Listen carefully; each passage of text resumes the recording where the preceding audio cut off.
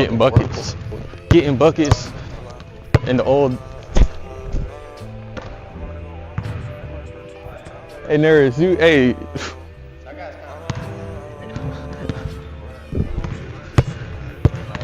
Do we think I can get another one? Can we go 2 for 2 on cam? 2 for 2 on cam. 2 for 2 on cam.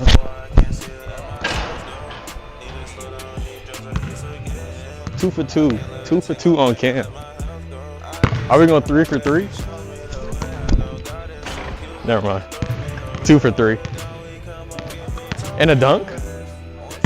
What's good, y'all? Welcome back to another episode of the Highlight Show. It's Cardo, and y'all can see where I'm at, and y'all kind of see who's in the background. Yeah, man. I'm gonna just break it down to y'all like this. This is the introduction. I gotta read it off my phone. Like, it's that long. So, let's see.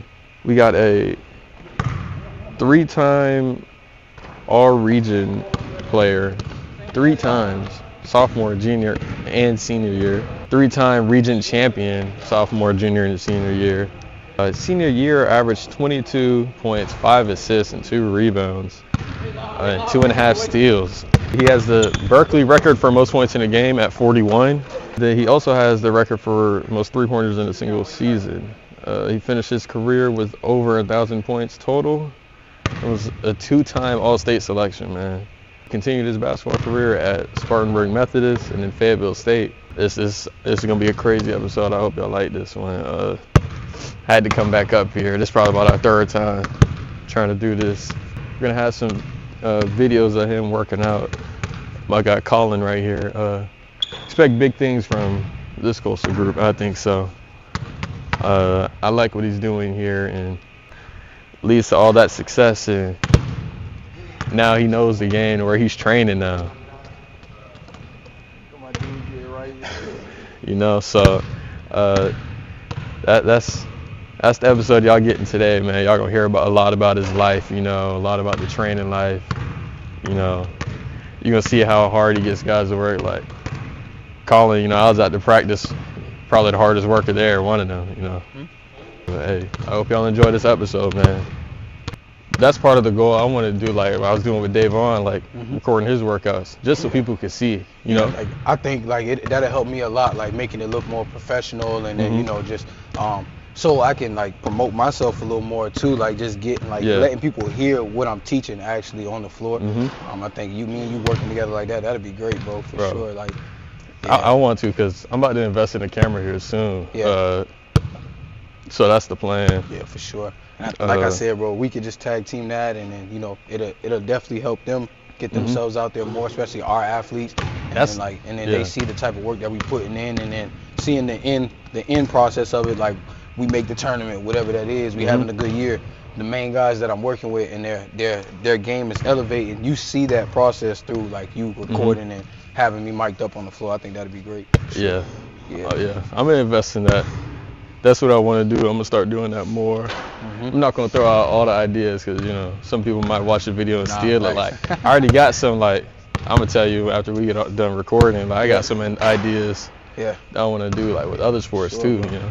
So that's the goal. Who you got after next? You and Colin done? Yeah, me and Colin just got done. He's probably one of our hardest working dudes on our team. Like, he's just a gym rat. Like, if he can get in that, he can get in at 1:30 in the morning, and I'm up, we gonna do it. You know what I mean? So, like, he's a workhorse. He always knows exactly what he wants to work on. Like, today we just worked on a bunch of like early rolls, hitting him on early rolls, and there's those quick finishes. Like, as soon as he touched the basketball, like working on that float, probably in that 12, 15 footer range. And then really just getting post ups, and then taking away the middle and having him turn over that top shoulder and using this offhand. And just that was the main focus with him today, and then just him getting in shape. We had 3 days off. We're back tomorrow at 8:30 in the morning. So I think with him, he just needs to be getting his body back flowing after that. You know, it's homecoming weekend, guys. You know how that is. So just making sure they get back in the flow of things. And then my next guy I got, his name's Josh Mio. It's probably dogs, bro. 2 dogs back to back. Probably, I wouldn't even say second hardest worker. Like, they got the same work ethic, really. Josh Mio he inspires me, honestly, because, bro, like, I remember one time he called me at like 12 midnight. It's like, man, I can't sleep. Let's get one in. And like literally, it wasn't no BS workout. Like he balls to the wall. Like, let's do it, bro. One more. He's a one more guy. Like if he didn't do a rep well, hey, let's do that again. I don't even got to tell him. So you going the same intensity of the workout you seen with Granger, you gonna see with Josh. Yeah. You know what I mean? And he's just elite at what he does. Right. You know what I mean? Like he's a hard worker. Good. A lot of people weren't big on him coming in. They didn't think he was gonna play a lot. But now, like, since we've seen the scrimmage, we had our first scrimmage practices, like, every day he's getting better at something, whether it's on the defensive end, offensive end. So I can see him being a starter for us. You know what I mean? That's my predictions. He was brought in. Not a lot of people didn't know what he was going to be. Was he going to be a bench guy? Was he going to be a six-man? Was he going to be a starter? I think how hard he's working, what he's showing, he's going to be a starter. Based on what I seen, too. Yeah. You saw the practice when you came up. Like, that's what I was saying. Like, bro, he was workers, humming. bro. Yeah, he was both cool. of them. Yeah. And those are him and Granger are like my main two guys that I work with the most. Like, they're literally blowing me up. Where you at? Let's do it. Like, let's get in. I mean, you know, I work with other guys on the team, but those are my most consistent guys that I'm gonna see every day. Yeah. You know what I mean? Yeah. So, that's how it's got to be though. Like, you got to want it. Yeah, you got to want it, and I think they kind of want it. Like, I think we did a good job as a staff of recruiting dogs and dudes that had like something to prove. Like, cause we took like 12 new guys, some new staff. Coach Gray, he was the fastest coach to get to 50 wins in Western Carolina history. So, like, new wave at Coastal, you know, you were with Cliff, the Cliff Ellis era. Like, I mean, respect the Cliff, everything they did, but like, it's just a new wave. It is. No, it feels different around here. Yeah, it does. So it feels different. You know? That's my dude right there. Gonna get ready to work him out in a second, and then we'll get to it. Come on, let's do it. Nice. Good. Nice. Good.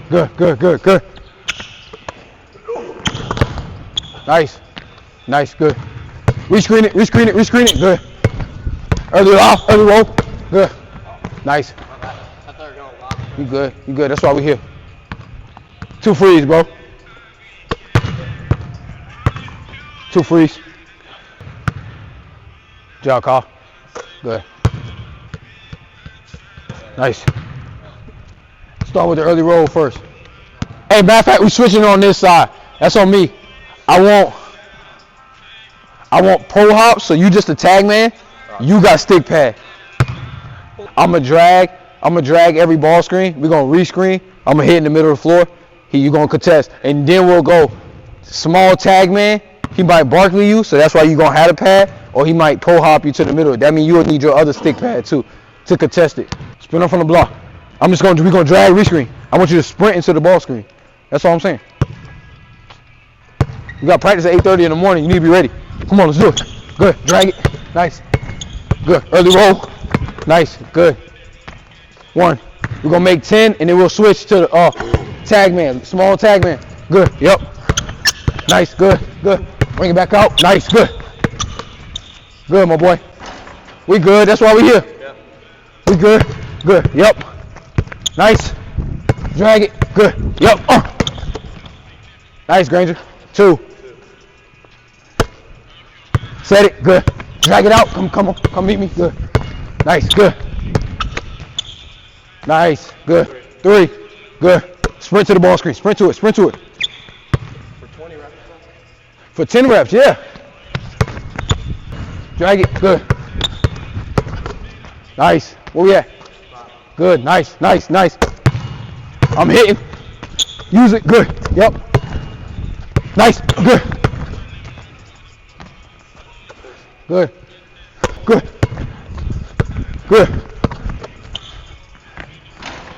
Get in there, girl. Nice. I like it. I was just reversing it. We good. He's doing a runner now. So when he catches off this roll, boom, it's going to be a jab. Boom. Now he's going right, left. Hook across that lane. All right? Yeah, bite on the jab. You guarding it. Yeah, you can stay in the ball screen. Come on. You get in the ball screen. Come on. Sprint to it. Nice. Good. Bite on the jab. Good. 1. Nice. Good. Yep. Nice. Good. Jab. Hey, leave a gap. Like, be lower than him at all times. So, like, when he's in that ball screen, stay low. When he's here, stay low. When he bites, jab, and then try to get back in front of it. Gotcha. All right, and then go contest. All right. Come on, let's do it. Yep. Nice. Good. Good. 3. Oh, good. Nice. Good. Jab. Go. Yes. Good. Nice. Jab. Go. Go get it. Nice. Coach Gray looked at me and was like, yeah, he can shoot that now. You know what I mean? So let's rep that. Let's do it.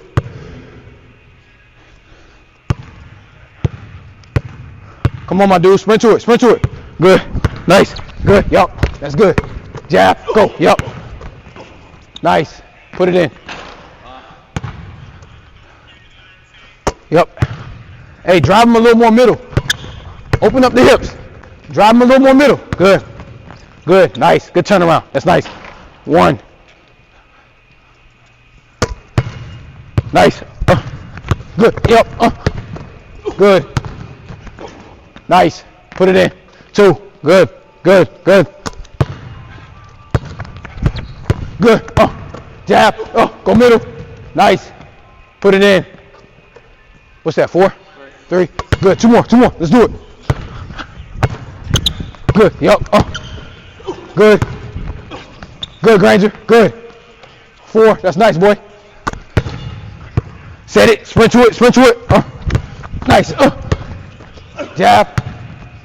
Good. 5. That's nice. Good. I'm dragging it. Come on. Yep. Nice. Good. Nice. Hey, Jared. Time out. You got to go hit him. Listen, bro. Like, we try to make them better, right? Sunbelt bigs. As soon as he catch that, they're connecting. Like, hit him. Hit him. Trying to give him a look. That's all. Let's go straight into it, man. You know, you've had like a difficult journey, you know, and that's kind of where we relate at, you know, especially how we were both able to power through things. Where did it all start for you? Like, where did the flip switch in you with your story, you know? As far as I think you take it as early as me growing up, and then, you know, I think a lot of people know, especially from the area, like me losing both of my parents at a very young age. I mean, like, my dad passed away when I was 9, and then my mom passed away when I was 11. So, like, that's what, like, maybe a year and a half span of, like, losing, you know, the 2 most important people in your life. So, right. I think, like, it's either 2 ways. There's a lot of different ways you could take that, especially being a kid. Like, most kids turn to the streets, or, you know, or just using that as a crutch to be a bad person, or take anger out in bad places to where it leads them into, you know, either jail or down the wrong road. Versus me, I feel like I use that as motivation through basketball, you know, to make them proud. And, you know, basketball has always been a huge part of my life that, you know, it's allowed me to, you know, earn several degrees and then be in the position that I am now. But, I mean, going through that early stage of losing my parents, basketball was an outlet for me, honestly, and it changed my life. I think I had, like, certain people that got me started to, you know, for me to express and show that I had that skill in the love of the game. I mean, you know what I mean? I think the first person that got me involved with basketball was this guy named Phil Green. He got me started with YMCA basketball, and then my first YMCA game, I had like 30.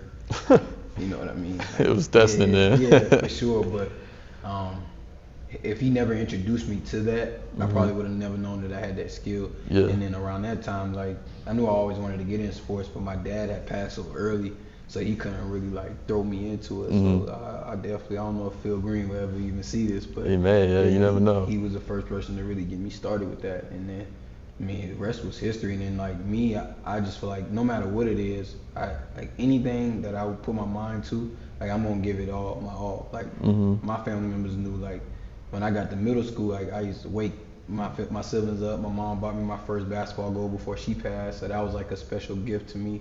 But I would be out there on that goal like 6 a.m. before school. My sister got to get up for school too. My family members doing the basketball goal was right by my sister's room, so she could hear like just the banging on the wall or the banging on the window, and then me out there at 6 a.m. getting shots up. So I mean, like, I feel like, and then I started to grow that real love for the game, and then, you know, naturally just being good at it, and just having that knack for it, like, it kept me out of trouble. Yeah. You know what I mean?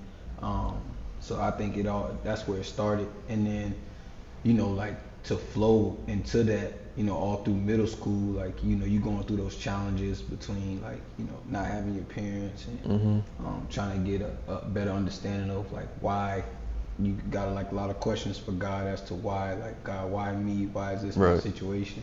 You know what I mean? Watching my sister. Like, God always made sure we had, but we definitely struggled. Right. You know what I mean? Like, He always made sure we were good, and I think the prayers of my parents kept us for sure all together. And I think my sister taking on me and 6 other siblings at the age of 19. I know I'm kind of all over the place, but it all goes. No, it's good, to that, man. to start, you know what I mean? I think my sister taking us all in, and then us having, the possibility of going to foster care. I think, like, that was big for us, you know what I mean? And so dealing with that, basketball was just definitely an escape for that a lot of the times. But I'll start with that there.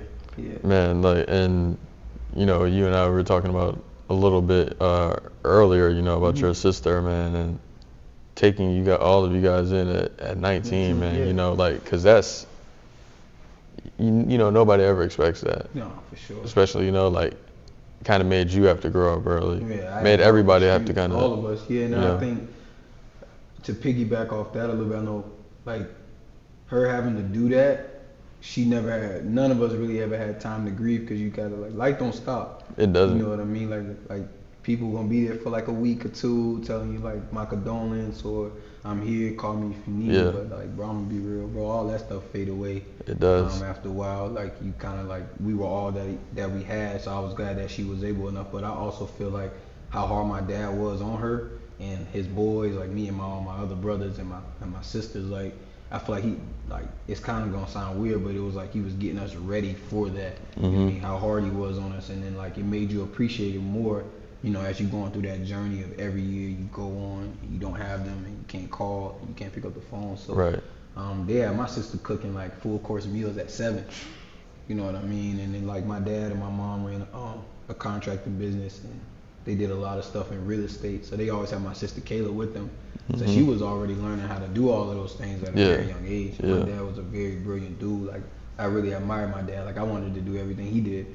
You know what I mean? So, like, him always having Kayla around and doing all of those things, like, it forced her to act way older than what she was. So Kayla was already watching all of us at 10 while my parents out making money, doing whatever it was. Like, she was already taking on those roles and responsibilities. So, like, even though, losing our parents back to back like how we did, man, like, she didn't want to be ready, but she was ready. You know what I mean? Nobody wants to take on that role, and then I applaud her the most, because she had to take on bills and everything. Had to make sure we were straight. Nobody wasn't out making no crash dummy decisions or anything like that. So that's a lot to take on, and not having time to grieve over the loss of your parents. So I feel like I really applaud my sister. I mean, I'd be so busy nowadays, so I don't get to talk to her as much as I used to, but I always tell her, like, she's definitely, like, a very influential person, like well respected because of what she did, because most people at the age of 19 couldn't take on that responsibility. So, yeah, like, I really commend her and everything she done for me and my family, for sure, and keeping us together. Yeah, so. And she did great. I could say that, just from, meeting you and Solly, just you two, I can just tell, like, she did great.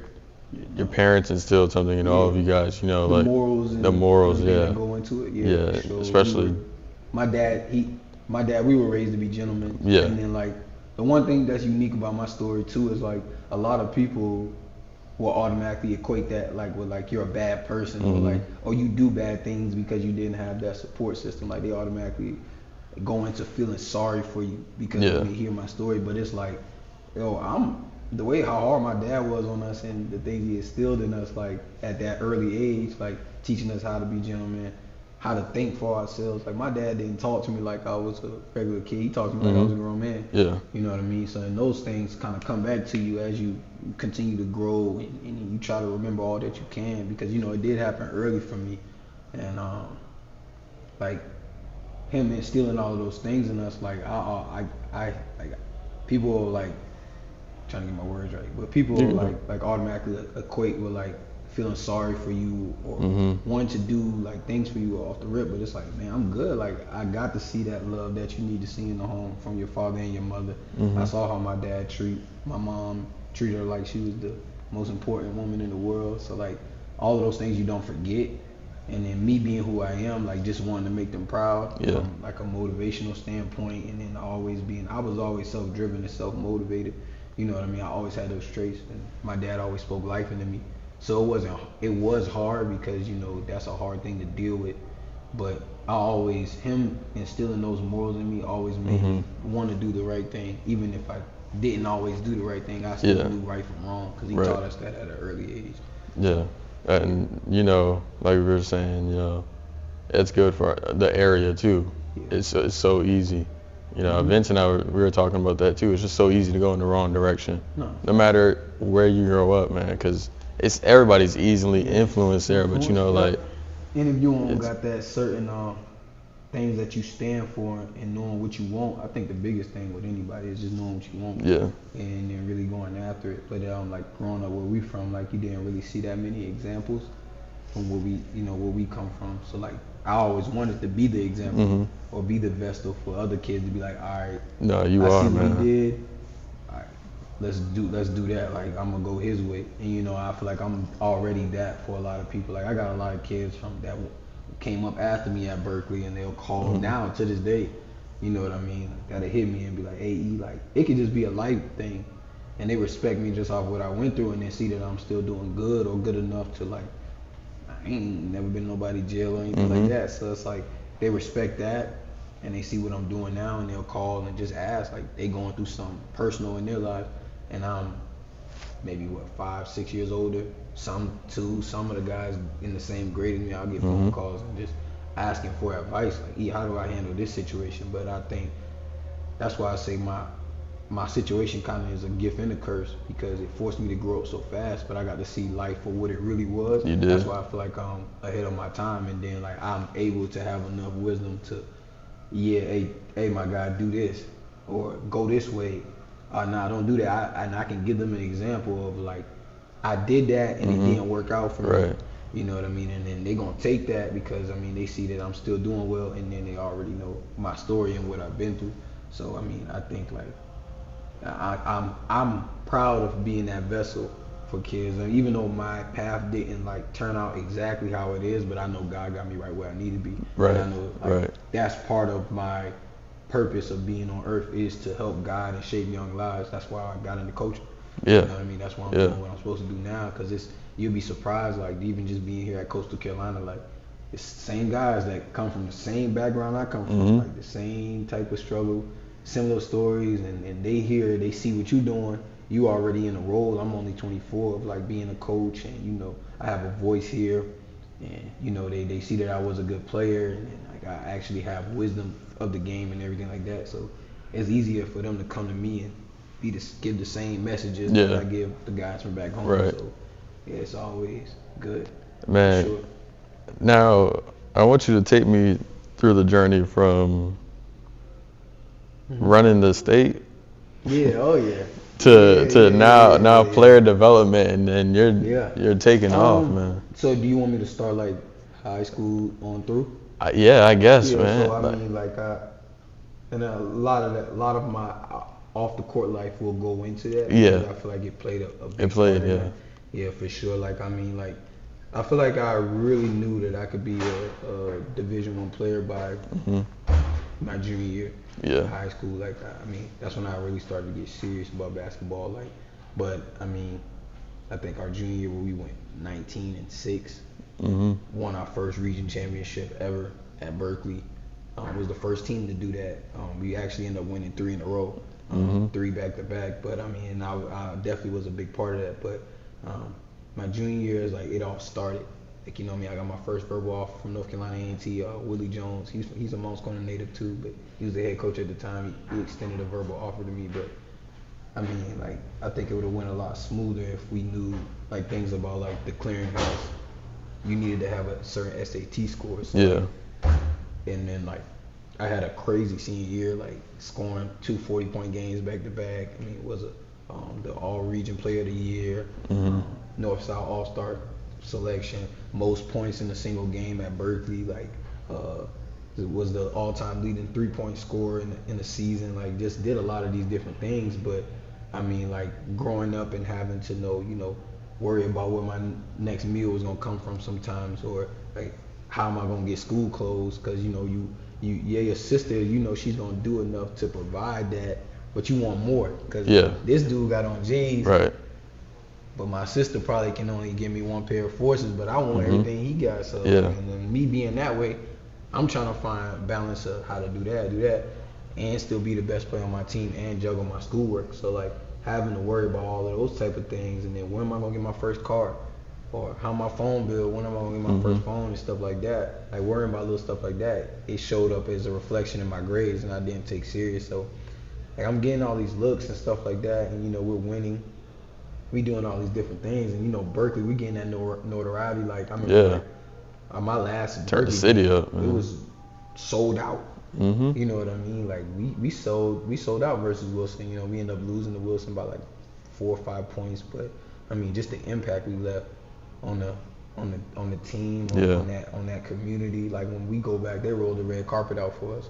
You know what I mean? And then like my senior year of high school, I started going like the first half of the semester. I started a basketball camp. I think it was like mid-January. It's called Butler Minor Basketball Camp. It was in honor of me and my parents passing away. And then the year before that, we had lost our JV coach. He was like a real father figure to a lot of us at Berkeley, like Trev, Ishan. Like he'd pick us up from practice, take us to practice, cut our hair, like just be that, that vessel that I've always talked about. He was that for us. You know what I mean? And then that positive role model, and everybody respected him because he could relate to us. Coach Minor, he ended up passing away from a heart attack in his sleep. And his son Trey was on the B team at the time. Right. So losing him was very hard. That was another great loss that we mourn still to this day.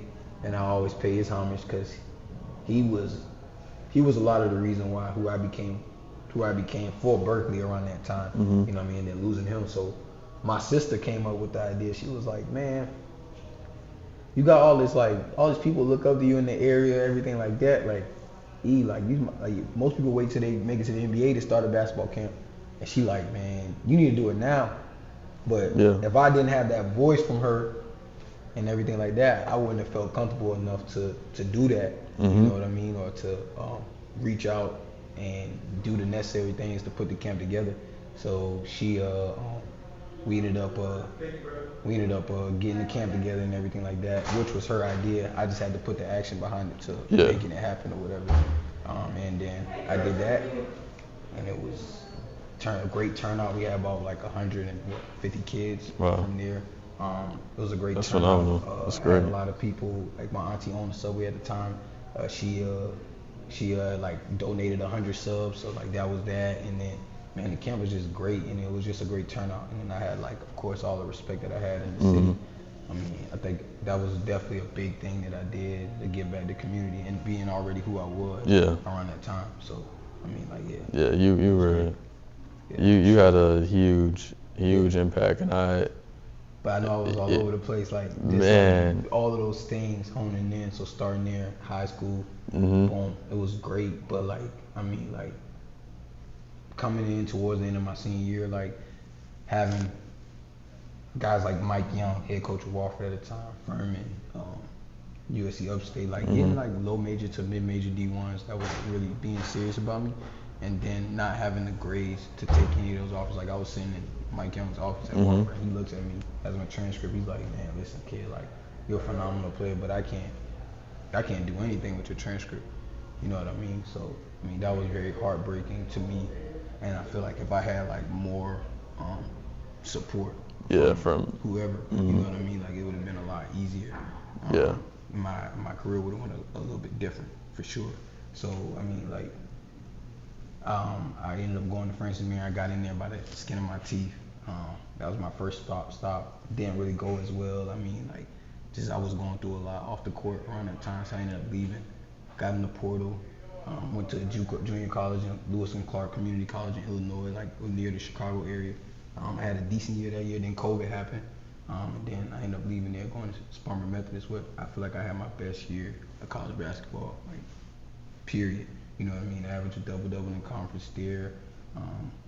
Was an all-conference player there. Like really, really good year. That's probably my funnest year. And then I left there to go to Fayetteville State. I made that decision solely based off of fit, and really just I thought it was the best fit for me. Yeah. Like who I am as a player, even though I had other like low major D1s that wanted me, but I wanted to be the guy.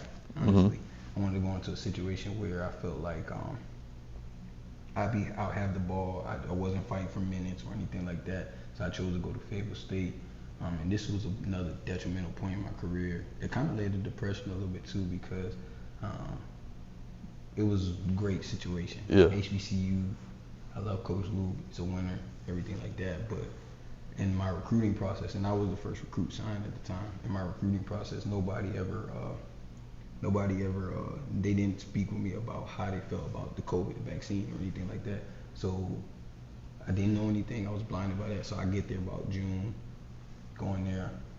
The rest of the team get there like the later part of June, and then we already start pickup. So he's running it like a real Division I program. Everything like that. And we look like a promising team. And they just had won the CIAA championship the year before. So I'm like, yeah, like this is what I wanted. And then we played Duke November 2nd. So I'm like, that's all. Like I'm charted in my mind. Like I'm ready for that. And then the summer, like the couple months before getting to on campus there, like that's the hardest I ever worked before a season.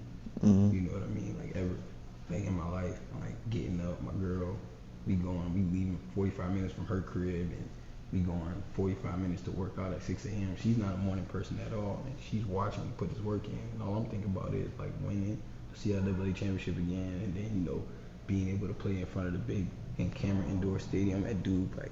You know, we don't even gotta win. All I gotta do is just have a good game. You know what I mean? Like being able to do that. So I'm like, that's all I'm thinking about. But Coach Luke, he had a situation where I think like his wife died from COVID or whatever.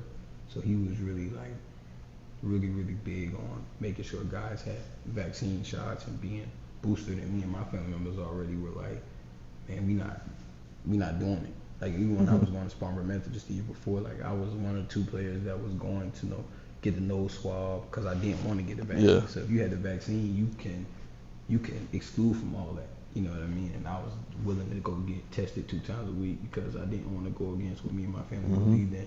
So we had our first team meeting of the year that I was at Fayetteville State, probably like August,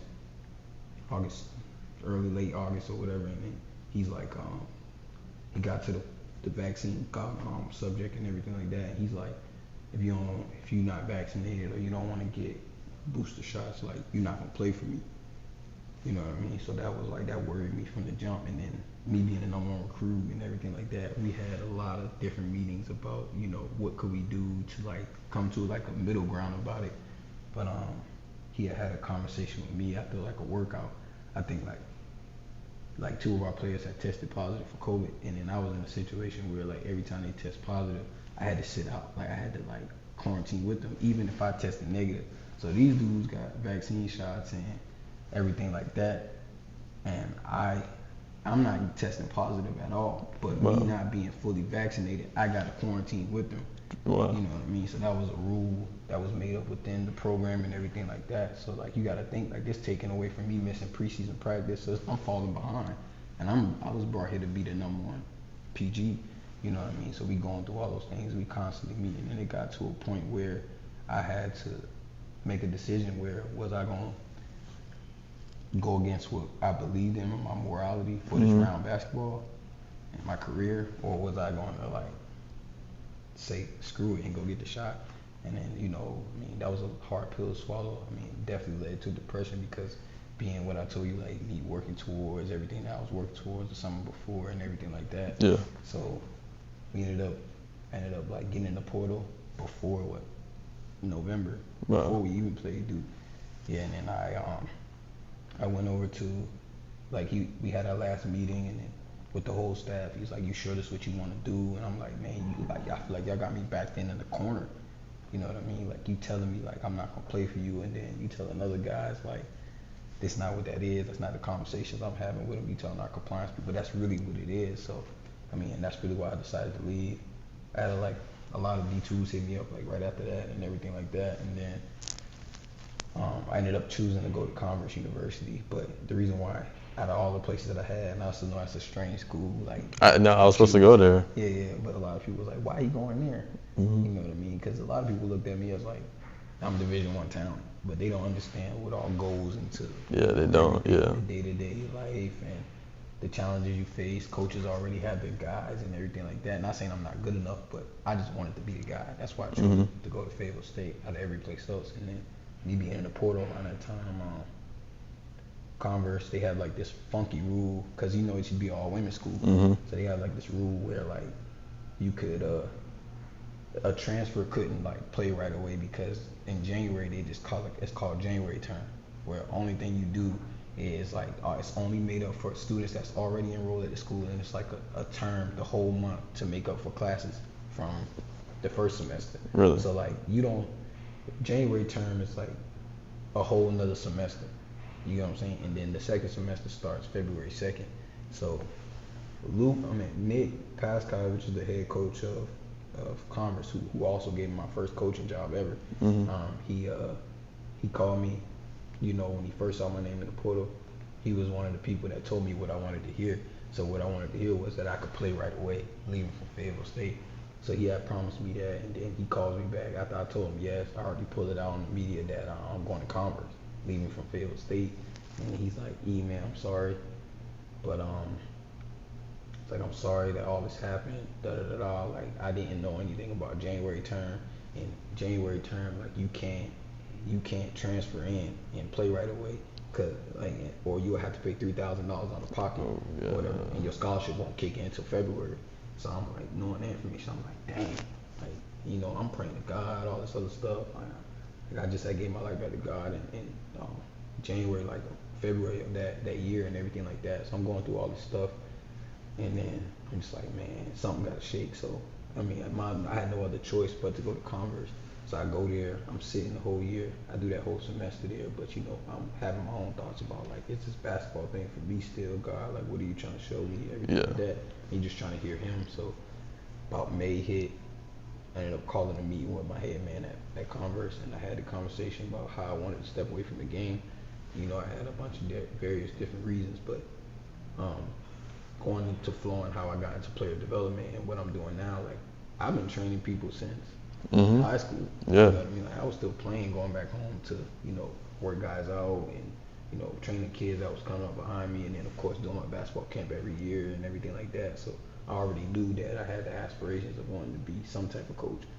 You know what I mean? So I had that 5-hour conversation with him.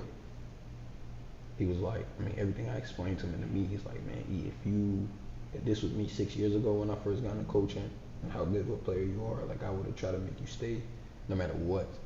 You know what I mean? And I'm like, yeah, I feel you. I was like, but I respect you. I respect your story. I knew you since you were coming out of high school, so like I just want you to do well. And he was one of the people that recommended the Upward Stars to me. You know what I mean? That was my first thing I ever took, as far as like the Upward Stars, and going into being a player development coach over there. Like Curtis Wheeler giving me that opportunity was really big. And then I kind of like branched off while still doing that. Started my own training business called GMB Training. Stayed in the Spartanburg area. GMB Training stands for God Moore's Blessings. And then running that training business and doing all that, like I started working with like all the USC Gamecock guys, like Tamar Cooper, Michi Johnson, Miles Studi, like guys that are still on that roster now. And then working with all the Wofford guys, Furman, Marcus Foster, who's at Xavier now, and then even like branch off into training some NBA players like Cam Johnson, Torrey Craig, who's with the Chicago Bulls, like just working with guys like that. And then Nick, who's my former head coach at Converse, he sees what I'm doing. I'm probably sure he didn't know I was gonna take it like that. You know what I mean? And it's just having the personality and the understanding of the game, I think, would attract a lot of guys to me. And then he called me, he was like, man, you could definitely be a coach, bro. Like, I just want to at least give you the opportunity. Yeah, to do it. You know what I mean? So I didn't get on with Converse until about like October, which is kind of late because they already started preseason stuff, which isn't too late, but too behind. So I got on with Converse, but I'm still like training on the side and then, learning. But my main role there was assistant coach, but being player dev was really the main thing. So really doing that, like, it kind of rolled over into like, all right, yeah, I really can. I can see myself doing it, and I'm more than just a player dev guy. Yeah. So from there I do that, and then just wait to see what's next, because me and Nick already had conversations about like, this is just to get you in the door with this. You know what I mean? And then you just branch off and do whatever you want from there. So I'm really doing a good job of networking, going to clinics, you know what I mean? Like just training a bunch of different high-level guys around that time, while still working at Converse. And then once the season ended, like it was just, you know, working, doing everything I needed to do, but also putting myself in position, you know, to get that next gig. And then Coach Gray, Justin Gray here, they were at Western Carolina the year before when I was at Converse. Oh, okay, Yeah, they got Justin Gray the job opened up here at Coastal. They got the job. They were looking for specifically a dude that could work in the player development room, and that was experienced and had the, you know, the niche for it. And I definitely qualified. So I got my interview probably with like the early mid part of May.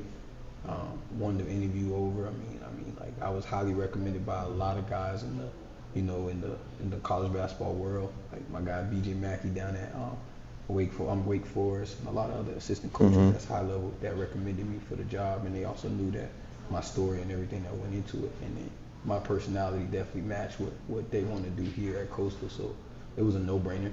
Got down here about like June 3rd, and then I'm here. Everything is rolling, and I feel like I'm really growing as a person and a man, and it's challenging me to, you know, to step into like more of a public speaking role and everything like that. So I'm learning. It's helping me form what I want next, and also just learning from great people, because this is like a really high level staff. Yeah. Sure. So It is. I'm just blessed to be in the position that I'm in. Yeah, man. And that's. And I want to really give a shout out to one more person, Jonathan Keesler. He's the dude I met down at when I was going to SMC at the time. And he's like my mentor, one of my greatest mentors right now. He's done a lot for me. Like when I was living in the Spartanburg area at the time, I don't mind sharing this, but he paid my rent the whole year. Man, you know, great man. Like he really became like a father figure. And he didn't even have to do that. You know what I mean? It allowed me to save a ton of money.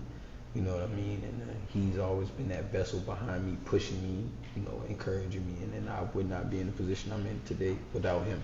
Yeah. You know what I mean? So him and his family, the Keesler family, like I'm very thankful and grateful for them, everything they've done to me. And he's still, you know, that father figure, my financial advisor, like everything. He's a lot in one.